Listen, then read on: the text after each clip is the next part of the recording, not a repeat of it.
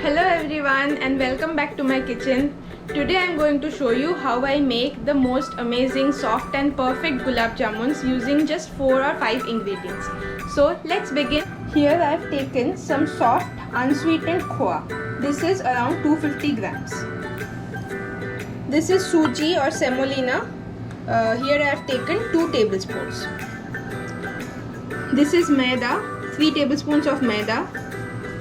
1 cup of sugar, normal granulated sugar, half a teaspoon of baking powder, and here I have taken some elaichi powder. This is completely optional but it tastes good if you add it. Here it's an almost invisible cup. Here I have taken some rose water. This is also optional but this enhances the taste. And here this is some milk. This is around 3 to 4 tablespoons of milk. I'll add it while I make the dough. I may need more or less of it. So these are all the ingredients. Now let's begin with the recipe. Now I'll start making the dough. Here I am adding all the mawa. The mawa is soft and unsweetened. So if your mawa is sweet, you can add some less sugar in the sugar syrup that we'll make later. We take all the mawa.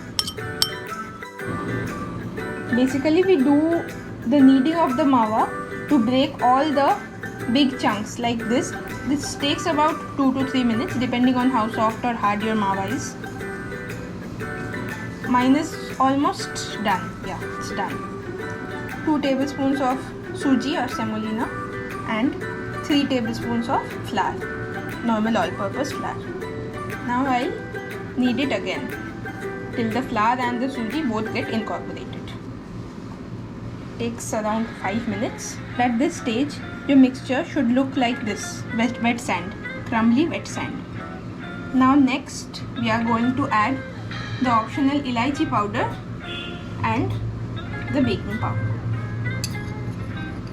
I'll add around half a teaspoon or less of elaichi powder.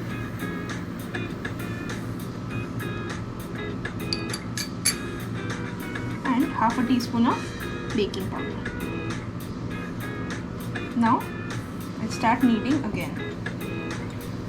Once this gets incorporated, I'll mix in some of the milk and start forming a soft dough.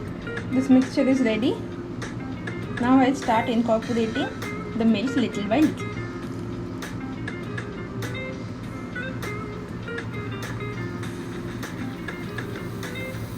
I'll mix and see if I need more and then I'll add more.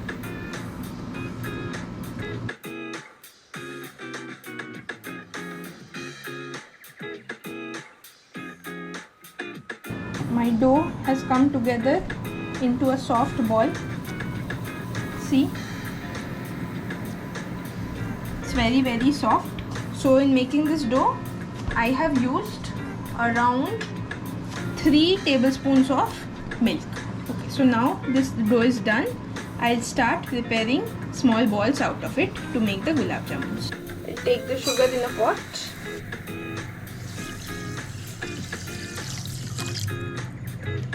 One cup sugar and 2 cups of water. Now I'll switch on the gas and keep it at low and add the optional rose water. This is around 1 teaspoon of rose water. I'll add the remaining elaichi powder, a little less than 1 teaspoon. I'll keep the flame in low all throughout. Mix it for around a minute and then leave it to dissolve. It takes around 20 to 25 minutes to slowly make the sugar syrup. Now I'll start making the gulab jamun balls one by one. I'll take some of the dough in my hand. I'll make it smooth using both my hands. Then I'll just give it a rough round shape. Done. And then lightly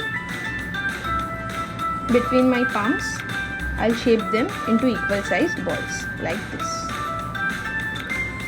Ball is ready. Now I'll start making all the balls one by one. It's been 10 minutes since I put the gas on to make the sugar syrup, and the sugar has almost dissolved. There are some crystals left. This will take around another 10 to 15 minutes of time to make the sugar syrup. Make sure while making the balls that there are no cracks, because if there are cracks, the balls might break while making and frying the gulab jamuns. The sugar is dissolved and my syrup is almost ready. Now it should not be very thick. The sugar syrup should be thin so that the gulab jamuns can absorb it. At this point, I'll add a few strands of kesar.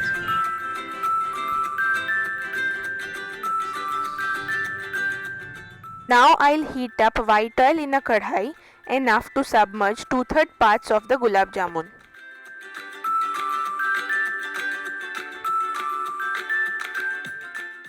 I'll add 2 to 3 tablespoons of ghee to the hot oil. At all times, the flame should be kept in medium-low. To check if the oil is hot, I'll put a small piece of the dough and see if it at first goes and settles down at the bottom and then slowly starts rising up with bubbles. If you see this, that means the oil is ready for frying the gulab jamuns. Now I'll start adding the prepared gulab jamun balls into the hot oil one by one.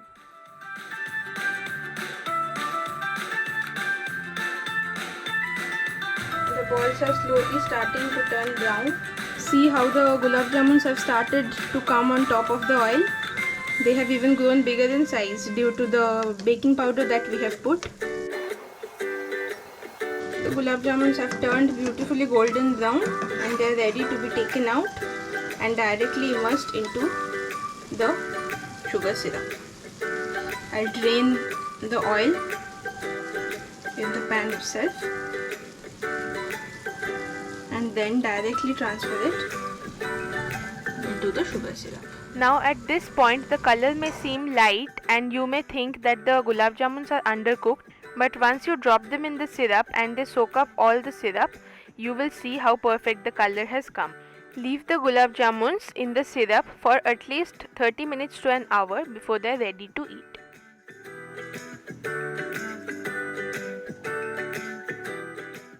Just look how soft they have turned out to be.